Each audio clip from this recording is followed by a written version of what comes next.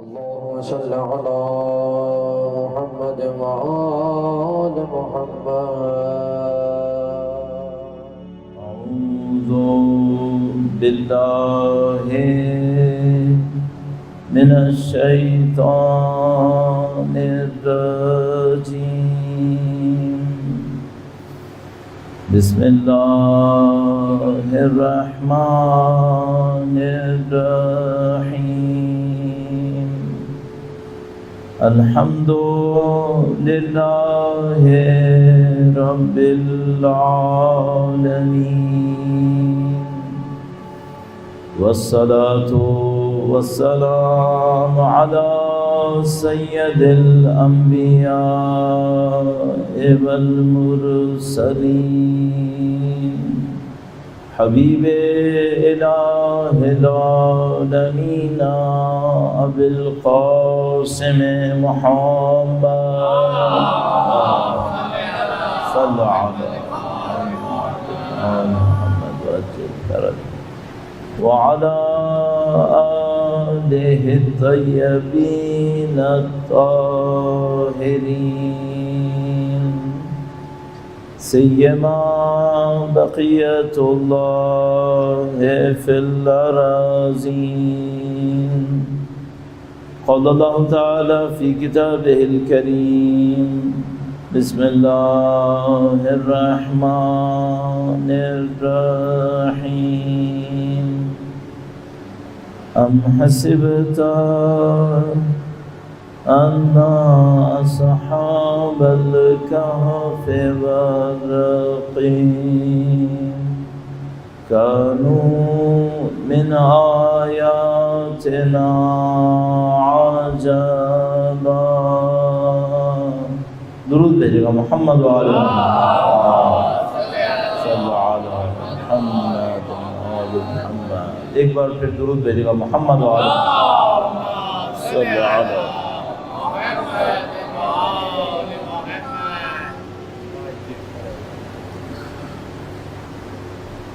مجلس اثار ثواب کی ہے، مرحومین کے درجات کی بلندی کی اور مناسبت ہمارے چھٹے امام کی شہادت ہے.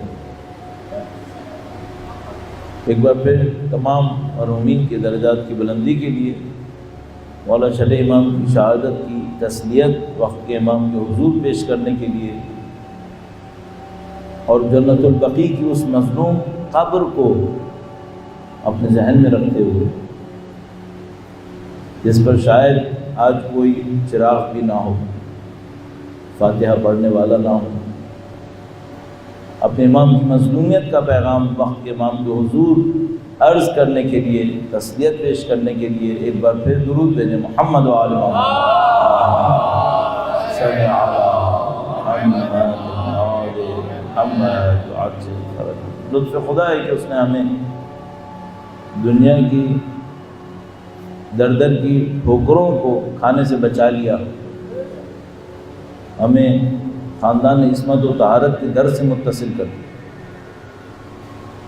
اہل بیت اطہار کی حیات طیبہ میں بھی اور آج کے دور میں بھی ایسا بہت ہوا ہے کہ کسی شخص نے کسی اور دروازے پہ پوری عمر گزار دی، زندگی گزر گئی، ضعیف العمری میں جا کر پتہ چلا کہ اصل دروازہ یہاں ہے. مشہور و معروف عنوان بصری، اور ان سے لے کر آج تک کتنی دفعہ ایسے لوگ اس قسم کے تجربے سے گزرے. خدا نے ہمیں محفوظ کیا، ہمیں ان گھرانوں میں پیدا کیا جہاں پیدا ہوتے ہی ہم نے امامت کا نام سنا.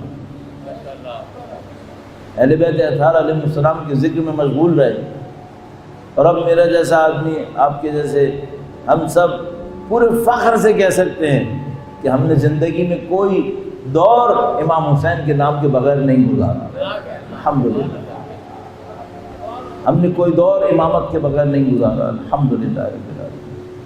اللہ کی دی ہوئی اس نعمت کا شکر بجا لانے کے لیے جس کے نتیجے میں خدا نعمتوں میں اضافہ فرماتا ہے. اور کس نعمت کی حیثیت امامت سے بڑھ کر ہو سکتی ہے؟ اس نعمت امامت میں اضافے کے لیے کہ ہم زیادہ سے زیادہ اس نعمت سے مستفید ہو سکیں، ان کے راستے پر چل سکیں، ان کی شفاعت حاصل کر سکیں۔ ایک بار پھر درود بھیجے گا محمد و آل محمد۔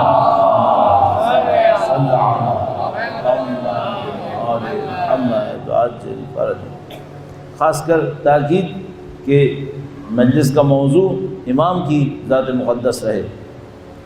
اس سے پہلے کہ عرائض پیش کروں، 2 پوائنٹس آپ کی خدمت میں پہلے عرض کروں گا۔ ایک ایصال ثواب، جہاں کہیں بھی موقع نصیب ہوتا ہے ایصال ثواب کی مجلس کا، تو یہ صریح ضرور عرض کرتا ہوں، ثواب الفاظ سے نہیں بنتے، ثواب روحوں سے بنتے ہیں، دلوں سے بنتے ہیں۔ ثواب جسمانی حرکتوں سے نہیں بنتے، مشاعر، احساسات، جذبات، اور آپ کی اور میری روح جب کسی چیز میں ملوث ہوتی ہے اس وقت ثواب بنتا ہے۔ میں اپنے گھر سے چلوں، کوئی جسمانی فاصلہ طے کروں، کسی جگہ پہنچوں اور واپس چلا جاؤں، صرف اس جسمانی حرکت سے ثواب نہیں بنے گا۔ نہ جسمانی حرکتوں میں حج قبول ہوتے ہیں، نہ جسمانی حرکتوں سے قربانیاں قبول ہوتی ہیں، نہ جسمانی حرکتوں سے نمازیں قبول ہوتی ہیں۔ اگر ایسا ہوتا کہ صرف جسمانی حرکتوں سے قبول ہوتی تو نیتوں کی کیا دخالت تھی؟ کیوں ہمارے پاس دعاؤں میں ہوتا من صلاۃ لا ترفع، اے خدایا ان نمازوں سے بچا لے، پناہ دے دے جنہوں نے قبول نہیں ہونا ہے، جنہوں نے سنا نہیں جانا ہے، جنہوں نے بلند نہیں ہونا ہے۔ کیوں ایسا ہے؟ رکوع نہیں کیا، سجدہ نہیں کیا، نہیں سب کچھ کیا ہے، وہ روح کی گرمی نہیں ہے اس میں۔ آپ کو صحیح مجلس سننی ہے، پڑھنی ہے، شرکت کرنی ہے ایصال ثواب کی، روح سے کرنی۔ جب تک میرے اور آپ کی روح میں کوئی اثر نہیں پڑا، تو مجھے ایک اور بات سمجھ میں آئی ہے، ہماری آنکھیں زیادہ تر لوگوں کی برزخ دیکھنے کے قابل نہیں ہیں۔ ہم میں سے زیادہ تر کی آنکھیں برزخ نہیں دیکھ پاتی ہیں، تو اگر برزخ نہیں دیکھ پاتی تو ہم برزخ کے احوال کو کیسے سمجھ سکتے ہیں؟ کون یہ کہے گا کہ برزخ نہیں ہے؟ کوئی ہے جو کہے کہ اس دنیا کے پیچھے دنیا نہیں ہے تو دیندار نہیں ہے، دین نہیں ہے اس کا، اللہ کو نہیں مانتا۔ اس کا مطلب جو خدا کو مانتا ہے، جو دین کو مانتا ہے، وہ یقیناً کہتا ہے اس دنیا کے پیچھے دنیا ہے۔ دنیا ہے اور میں نے اور آپ نے اسی میں جانا ہے، تو اس کے احوال ہمیں کیسے پتہ چلتے ہیں جبکہ ہماری آنکھیں زیادہ تر کی اس برزخ کو دیکھنے کے قابل نہیں ہیں؟ تو خدا کسی ایسی دنیا کی ذمہ داری ہم پہ کیسے ڈالے گا جس کو دیکھنے کی ہم میں طاقت نہیں ہے؟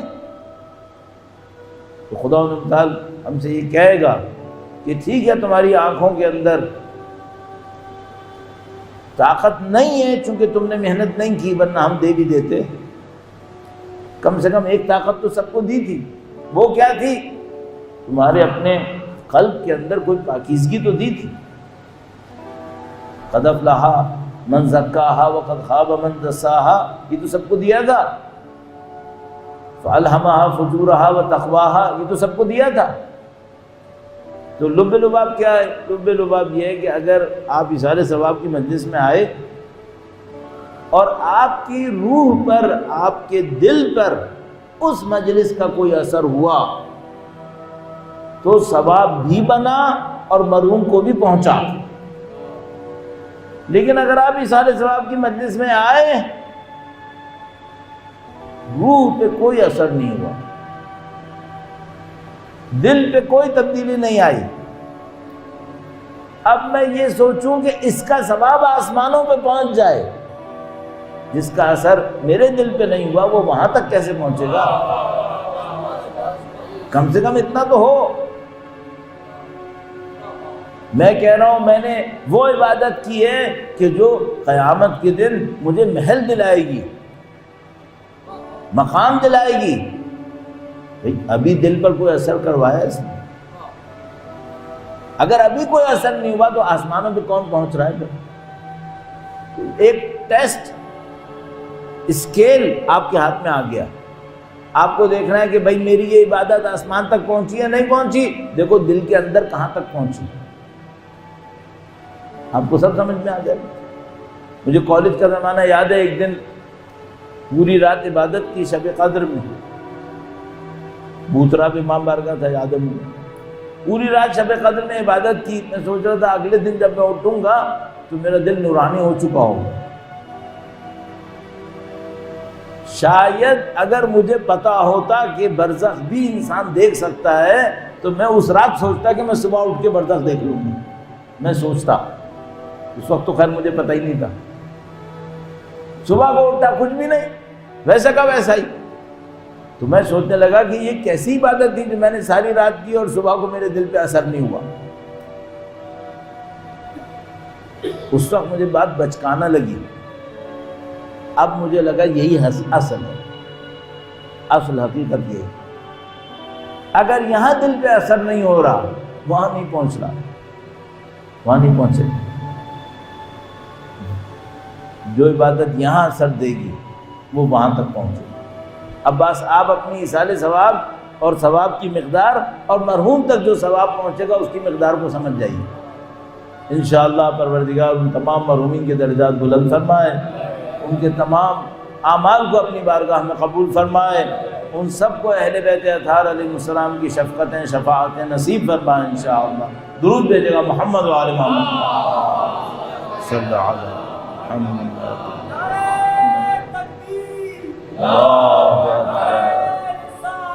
یا رسول اللہ یا اللہم صلی علی محمد آل محمد. ایک دوسرا پوائنٹ وہ سورہ فاتحہ کے حوالے سے. یہ ہم لوگ مجلس کے شروع میں فاتحہ کیوں پڑھتے ہیں؟ جب بعض اوقات تو سمجھ میں آتا ہے کہ مرحومین کے ایصال ثواب کے لیے پڑھی جاتی ہے. کیا ہر مجلس صرف مرحومین کے ایصال ثواب کے لیے ہی منعقد کی جاتی ہے؟ نہیں. یہ جو عشرہ اولیٰ کے اندر مجالس منعقد ہوتی ہیں، کیا ان کا عنوان ایصال ثواب مرحومین ہوتا ہے؟ نہیں. تو اس میں کیوں فاتحہ پڑھتے ہیں پھر شروع میں؟ اچھا بعض اوقات تو ہم لوگ یہ کہتے ہیں بھائی آپ اپنے اور ہمارے مرحومین کے ایصال ثواب کے لیے مثلا فاتحہ پڑھیں. بعض اوقات ہم یہ بھی نہیں کہتے. آپ نے دیکھا ہوگا بزرگ علماء سے یہ رسم ہے، طریقہ کار ہے، ممبر پہ بیٹھتے ہیں کہتے ہیں فاتحہ، سب لوگ فاتحہ پڑھنے لگتے ہیں. کہا مرحومین کے لیے نہیں. تو یہ فاتحہ کیوں پڑھائی؟ تو اس کا راز یہ عرفا بیان کرتے ہیں. کہتے ہیں یہ فاتحہ صرف فاتحہ کتاب نہیں ہے. فاتحہ کتاب یعنی یہ وہ جس سے کتاب کھلتی ہے. تو کہتے ہیں صرف فاتحہ کتاب نہیں ہے، یہ فاتحہ آسمان بھی ہے. اس سے آسمان کے دروازے کھل جاتے ہیں. اس کے لیے یہ دنیا آسمان کی نورانیت کو حاصل کرنے کے لیے تیار ہو جاتی ہے اگر فاتحہ صحیح پڑھی جائے. اگر فاتحہ صحیح پڑھی جائے. فاتحہ میں بہت طاقت ہے. اگر فاتحہ کی جیسی کسی اور چیز میں طاقت ہوتی تو خدا اپنی کتاب کو اس سے شروع کرتا. اس میں کوئی ایسی طاقت ہے کہ خدا نے کہا کہ دنیا کو کتاب سکھانی ہے تو پہلے فاتحہ سکھانی پڑے گی. یہ اس کتاب اس فاتحہ کی طاقت ہے. تو آپ جب بھی سورہ فاتحہ پڑھیں، اور میں بہت ڈر رہا ہوں اس بات سے، یہ بھی عرض کرتا چلوں، ہمارے یہاں چیزیں رسموں میں جا رہی ہیں، رسموں میں ضائع ہو رہی ہیں. نعوذ باللہ تعالی. فاتحہ کہتے ہیں لوگ شروع کرتے ہیں 10 فکروں کے اندر، 10 پریشانیوں کے اندر. کچھ نہیں تو میرا جیسا یہی سوچتا رہتا ہے ابھی پڑھنا کیا ہے. وہ بھی فاتحہ ڈھنگ سے نہیں پڑھتا. جو بیٹھے ہیں وہ سوچتے رہتے ہیں مولانا نے ٹوپی پہنی یا ماما مولانا کی ابا کا ایک حصہ یہاں ڈھلکا ہوا تھا. فاتحہ ہے یہ فاتحہ آسمان کھولے گی. یہ فاتحہ تو ہمارے دلوں کو کھولنے بڑی بات ہے، آسمان کہاں کھولے گی. ہے وہ فاتحہ پڑھیں جو آسمان کھول دے۔ اور یہ جو فاتحہ پڑھنے والے لوگ تھے یہ اپنی فاتحہ پہ کمپرومائز نہیں کرتے تھے۔ تو نجف میں ایک واقعہ بیان کرتے ہیں، میں آپ کا مزید وقت نہیں لوں گا اور فوراً موضوع پہ جانے کی کوشش کروں گا۔ نجف میں ایک واقعہ بیان کرتے ہیں کہ ایک بندہ خدا تھا، اس سے لوگ اپنے مرحومین کے لیے فاتحہ پڑھواتے تھے، اور پتہ تھا کہ یہ اہل فاتحہ ہے، اہل فاتحہ ہے، یہ فاتحہ پڑھتا ہے تو پھر مرحومین کی زندگی پہ اثر پڑتا ہے۔ تو کوئی بندہ خدا تھا، اس کو اس بندے کے مزاج کا علم نہیں تھا۔ معذرت کے ساتھ ایک جملہ اور بیچ میں کہہ دوں، مشکل میں وہ انسان پڑا جو ایسے انسانوں میں پھنس جائے جن کو اس کا مزاج پتہ نہ ہو، وہ مشکل میں پھنس گیا۔ جو ایسے انسانوں میں پھنس جائے جن کو اس کا مزاج پتہ نہ ہو تو بڑی سختی آتی ہے، تو بڑی مشکل آتی ہے۔ تو بندے خدا کھڑا تھا جو فاتحہ پڑھتا تھا، ایک آدمی آیا، اس نے اس کے ہاتھ پہ ایک سکہ رکھا اور کہا کہ میرے فلاں مرحوم کے لیے فاتحہ پڑھو۔ اس نے سکہ دیکھا، سکہ پکڑا، اس کو واپس دیا اور کہا ہم فاتحہ کا کاروبار نہیں کرتے، ہم فاتحہ کا کاروبار نہیں کرتے، جاؤ کسی اور سے پڑھواؤ۔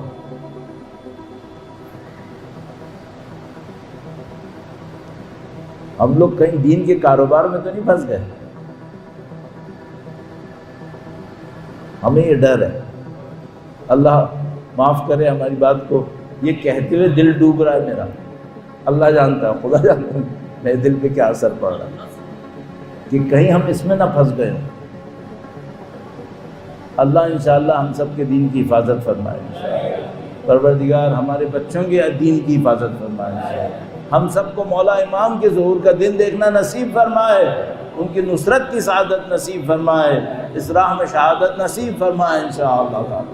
درود بھیجیں محمد و آل محمد، صلی علی محمد آل محمد۔ بہت ساری چیزیں ہمارے ذہنوں میں ہوتی ہیں، اجمالاً ہوتی ہیں، تفصیلاً نہیں ہوتی۔ ہم نے اپنے ائمہ کے اسامی گرامی سنے ہیں، ان کی حیات طیبہ سے کیا پتہ ہے؟ بڑے بڑی عمر کرنے والے لوگ جنہوں نے اپنی زندگیاں مجالس میں گزار دی ہیں، بعض اوقات سادہ ترین سوال کے مقابلے میں کسی مشکل میں پھنس سکتے ہیں۔ کیوں؟ اجمالاً ہمیں پتہ ہے، تفصیلاً بالکل نہیں پتہ۔ میں گارنٹی سے عرض کر رہا ہوں آپ کی خدمت میں، بہت معذرت چاہتا ہوں، یہ سوالات آپ کی اس مخصوص مجلس کے حوالے سے شاید مناسب نہ لگیں، لیکن جو مجھے بلائے اس کو پتہ ہوگا کہ میں نے کرنا یہی ہے۔ تو بلایا کیوں تھا؟ اگر یہ نہیں چاہیے تھا تو نہیں بلایا ہوتا، اب بلایا ہے تو میں تو کرنا ہی یہی ہے۔ یار بھائی مولا کا نام سب نے سنا ہے، الحمدللہ رب العالمین، ان کے ماننے والے، ان کے چاہنے والے، الحمدللہ رب العالمین۔ کبھی کبھی اپنے آپ سے پوچھتا ہوں، کسی کو پتہ ہے کہ امام کی امامت کا دور کس سال میں شروع ہوا تھا؟ شہادت 25 شوال کی ہے، کون سا سن تھا؟ زیادہ تر نہیں پتا۔ جس دور میں امام زندگی گزار رہے تھے، حکام کون تھے، کیسے تھے، کیا تدبیریں تھیں، ان کی سیاستیں تھیں، مکاریاں تھیں، امام کی حکمت عملی کیا تھی؟ اچھا اگر یہ نہیں پتا تو سیکھیں گے کیسے؟ چلیے دہرانے کی خاطر عرض کر دیتا ہوں، 114 ہجرہ میں مولا پانچویں سرکار کی شہادت ہوئی۔ درود بھیجیں محمد و آل محمد۔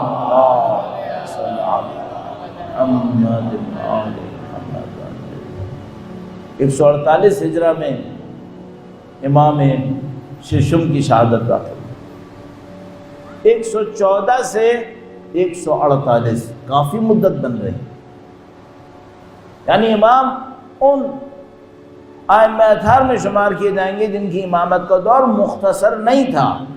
بعض ائمہ کی امامت کا دور انتہائی مختصر ہے، امام کی امامت کا دور طولانی ہے. اس طولانی دور میں جو حکام تھے وہ کون تھے؟ واقعات کیا تھے؟ سب سے بڑا واقعہ جو اس دور میں سیاسی طور پہ رونما ہوا وہ یہ کہ بنی عباس کی حکومت شروع ہو گئی اور بنی امیہ کی حکومت ختم ہو گئی. بہت بڑی تبدیلی تھی. بنی امیہ جس سے سب بیزار تھے ان کی حکومت کا خاتمہ ہو گیا. جو علناً اہل بیت اطہار علیہ السلام سے عداوت رکھتے تھے، بغض رکھتے تھے، اظہار بھی کرتے تھے، ان کی حکومت کا دور ختم ہو گیا. اب جو حکومت پر آئے وہ کون تھے؟ جو بظاہر اس نعرے کے ساتھ آئے تھے الرضا لآل محمد، جس پر اہل بیت راضی ہوں، اس نعرے کے ساتھ آئے تھے. اور اہل بیت کس کو شمار کر رہے تھے؟ وہ اپنے آپ کو. نعرہ تو یہ لگایا، عوام کو دھوکہ دیا، اور دھوکہ دینے کے بعد وہ کس کو شمار کر رہے تھے کہ اس پر راضی ہوں اہل بیت؟ خود اپنے لیے. ہم سب کو معلوم دنیا اس وقت افکار و خیالات کے اعتبار سے قحطی کے اندر پھنسی ہوئی ہے. آپ مشرق میں چلے جائیں یا مغرب میں چلے جائیں، کوئی فکر اپنی جڑوں کے اوپر باقی نہیں رہی ہے. سب کی جڑیں اکھڑ گئی ہیں. چاہے وہ کمیونزم ہو، چاہے وہ سوشلزم ہو، چاہے وہ کیپٹلزم ہو جو اکانومی کے حوالے سے ڈیل کر رہی تھی، یا پولیٹکس کے حوالے سے، چاہے وہ بادشاہت ہو، چاہے وہ جمہوریت ہو، سب کی جڑیں ہلی ہوئی ہیں. یہ دنیا افکار و نظریات کے خلا میں ہے. اس خلا کو کس سے فل ہونا تھا؟ کس نے اس خلا کو بھرنا تھا؟ اس خلا کو بھرا جانا تھا اہل بیت اطہار کی فکر سے. اور یہ خلا خود اس بات کا ثبوت ہے کہ شاید اب تشریف آوری نزدیک، خود اس بات کا ثبوت. اچھا، اب اگر ایسا ہے تو ہمیں اور آپ کو کیا ہونا چاہیے تھا؟ ہمیں آپ کو ہونا چاہیے تھا اس فکر کا نمائندہ. اچھا، کچھ لوگ تو میرے جیسے بولنے والے ہوتے، چھوٹے موٹے بولنے والے لوگ، چلو وہ بول کے نمائندہ بن جاتے. باقی لوگ کیا کرتے؟ باقی لوگ اس سے بھی بڑا کام کرتے. وہ کیا؟ وہ بول کے نمائندے نہیں بنتے، وہ اہل بیت کی سیرت دکھا کے نمائندے بنتے.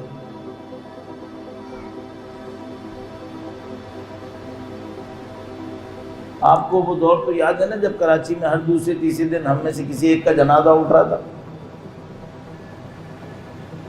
اس وقت سب لوگ کس بات پہ ڈر رہے تھے؟ مولانا ہمارے مستقبل کا کیا ہوگا، پاکستان میں تشیع کا کیا ہوگا. جہاں جاؤ یہی سوال ہوتا تھا. تو ہم بار بار کہتے تھے دیکھو ہماری تعداد اتنی نہیں ہے کہ کوئی ہمیں مار سکے، تعداد میں ہم نہیں مریں گے. دنیا میں اس سے کہیں کم تعداد کے لوگ بھی اس سے کہیں زیادہ بڑے قتل عاموں پر بھی نہیں مرے.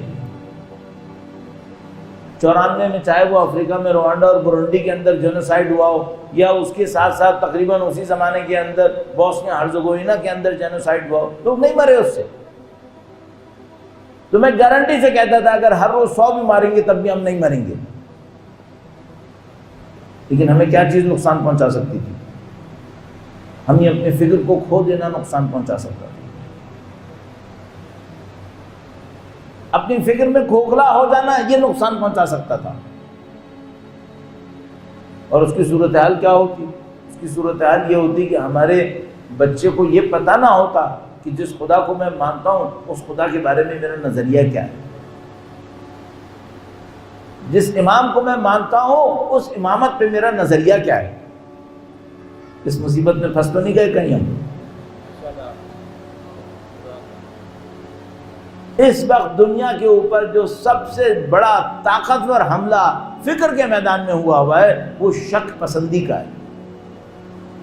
آپ کسی سے بات کریں وہ کہے گا شاید یہ بھی صحیح ہو، شاید وہ بھی صحیح ہو، کوئی طے نہیں کر سکتا کہ کیا صحیح ہے. شک پسندی. اور یہ شک گرائی کا حملہ اتنا شدید ہے، آپ اس کے سامنے ثابت کریں خدا ہے، وہ سنے گا اور آخر میں یہ کہے گا آپ نے شاید صحیح ثابت کیا ہو لیکن شاید یہ بات صحیح ہو شاید نہ ہو. حل کیا ہے ہمارے پاس؟ اہل بیت نے ہمیں کس طرف بھیجا چاہا تھا.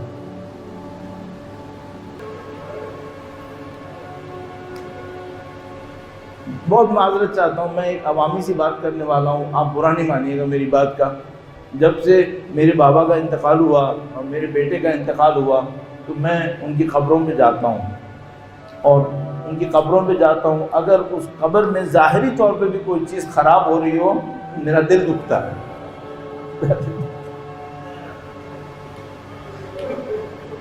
اور میں سوچتا ہوں کہ جس امام کے نام پہ میری شناخت بنی ہے،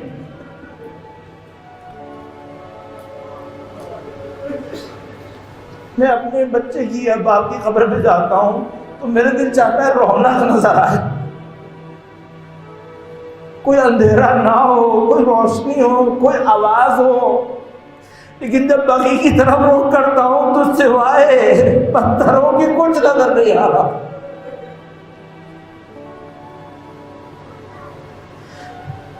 سلام ہو مظلوم قبروں کے اوپر. آج تو شب شہادت ہے، پوری دنیا میں دستور ہوتا ہے کہ اگر کسی امام کا روزہ ہوتا ہے ان کی شب شہادت ہوتی ہے، لاکھوں چاہنے والے جمع ہو جاتے ہیں، سلام کر رہے ہوتے ہیں. اے تو کم سے کم آج کی شب بقی کا رخ کر لے. اپنے دلوں میں یہی بیٹھے بیٹھے مدینہ منورہ کے اندر اس مظلوم قبرستان کی طرف توجہ کیجیے گا، ایک قبر کی طرف جس کے اوپر کوئی نشان نہیں ہے اور اس کے نام پر منسوب ہے پورا یہ فرقہ. موقع تنہائیوں میں دشمن کے زہر کا نشانہ بنے.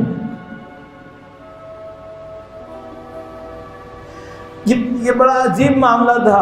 جب میں کبھی سوچا کرتا ہوں کہ اہل بیت اطہار علیہ السلام کچھ لوگ شمشیر کی زد سے شہید ہوئے اور اکثر زہر جفا سے شہید ہوئے، تو میرے ذہن میں آتا ہے کہ ہاں جب مولا امیر المومنین کو ضربت لگی تھی اس ضربت میں زہر تھا.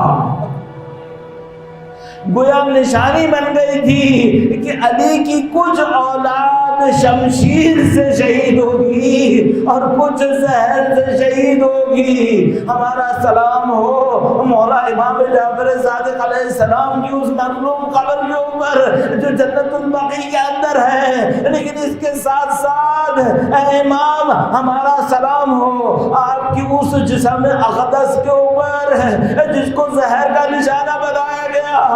لیکن جب میں اس منظر کو دہراتا ہوں جو جنت البقیع ہے تو ایک اور لاشا ذہن میں آتا ہے جس میں زہر کا اثر بھی ہے، تیروں کی بارش بھی ہے. یہ بقیع بڑی عجیب جگہ ہے، یہاں عجیب عجیب واقعات گزرے ہیں. یہاں امام کا لاشا ہے جو زہر آلود ہے، یہاں امام کے اجساد مطہرہ ہیں جن کے اوپر تیروں کی بارش ہوئی ہے. عزیز و اگر آخری جملہ مجھے عرض کرنا ہو تو میں کہوں گا اے بقیع سلام ہو تجھ پر، تیرے پاس امام ششم بھی ہیں، امام پنجم بھی ہیں، امام چہارم بھی ہیں، امام دوم بھی ہے، اور اے بقیع سلام ہو تجھ پر بی بی ام العیب تیرے پاس ہے. الا لعنت اللہ علی القوم الظالمین وسيعلم الذین ظلموا ای منقلب ینقلبون. پروردگارا تجھے واسطہ نبی اولاد نبی تجھے واسطہ ہے پاک پروردگار مولا چھٹے امام کی شہادت کا اس قریب کو اپنی بارگاہ میں قبول فرما. اے خدایا قرآن و اہل بیت سے ہمارے قلوب کو منور فرما. ہمارے تمام مرحومین بلاخص مرحومین جن کے ایصال ثواب کے لیے مجلس منعقد ہوئی ان سب کو اہل بیت اطہار کی شفاعت نصیب فرما. اہل بیت کی پناہ، اہل بیت کی جوار رحمت نصیب فرما. اے پاک پروردگار اس زمانے کو امام کے ظہور کے لیے تیار ہونا نصیب فرما.